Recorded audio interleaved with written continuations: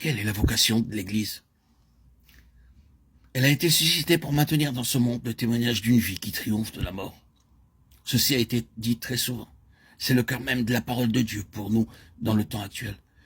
Le pouvoir d'une vie impérissable, d'une vie qui ne peut être vaincue et supprimée par la mort. Dans Jean 17, cela est mis en opposition à l'arrière-plan d'un monde hostile, inamical et haineux. Le monde les a haïs. Je ne te prie pas de les ôter du monde, mais de les préserver du mal. Il y a le malin et un monde hostile. Et toute personne spirituelle vous dira que cela est en effet la mort. L'esprit et le pouvoir de la mort entourant le peuple de Dieu. Maintenant, le Seigneur ne demande pas que son Église soit ôtée du monde, mais étant dans ce monde, qu'elle maintienne un témoignage contre et contraire à l'esprit de ce monde. Le témoignage est celui de la vie malgré la mort tout autour. Le défi suprême à la fidélité de l'Église, à son ministère, à sa vraie vocation consiste en ceci.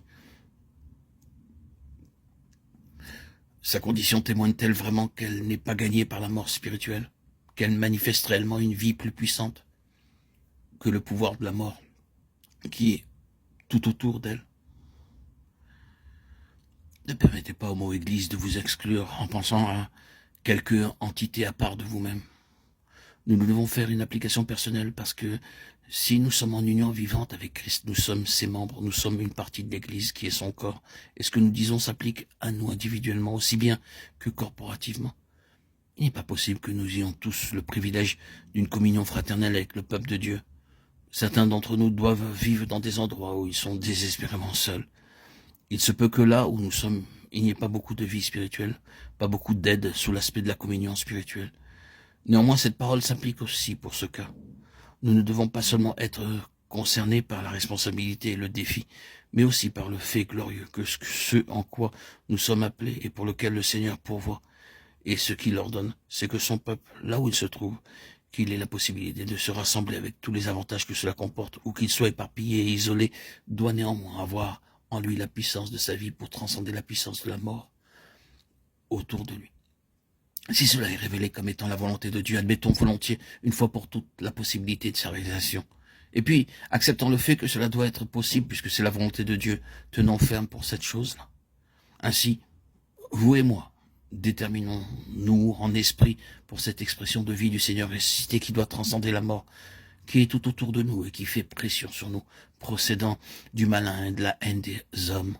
Le Seigneur dit, je ne te prie pas de les ôter du monde, mais de les préserver. La puissance qui est en eux est la puissance de sa vie de résurrection. Ce que nous venons de dire est en accord parfait avec la pleine révélation de la lettre aux Éphésiens, et qu'elle est envers nous qui croyons l'infinie grandeur de sa puissance se manifestant avec efficacité par la vertu de sa force. Il l'a déployée en Christ, en le ressuscitant des morts et en le faisant asseoir à sa droite dans les lieux célestes au-dessus de tout. Éphésiens 1, 19 à 21. Envers nous qui croyons. Nous devons tenir pour cette chose-là fermement et avec détermination, parce que c'est là le témoignage du Seigneur Jésus, justifié par l'Esprit.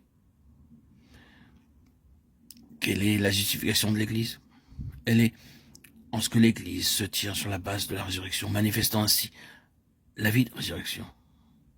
Béni soit Dieu, car dans toute la mesure où notre salut est concerné, nous sommes justifiés sur la base de notre résurrection ensemble avec Christ.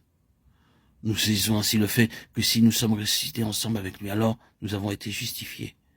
Dieu ne nous aurait jamais amenés dans une résurrection commune avec Christ sans que nous ayons été justifiés.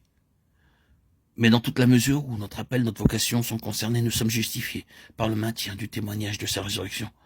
Cela est la justification qui s'applique au service et à tout instrument.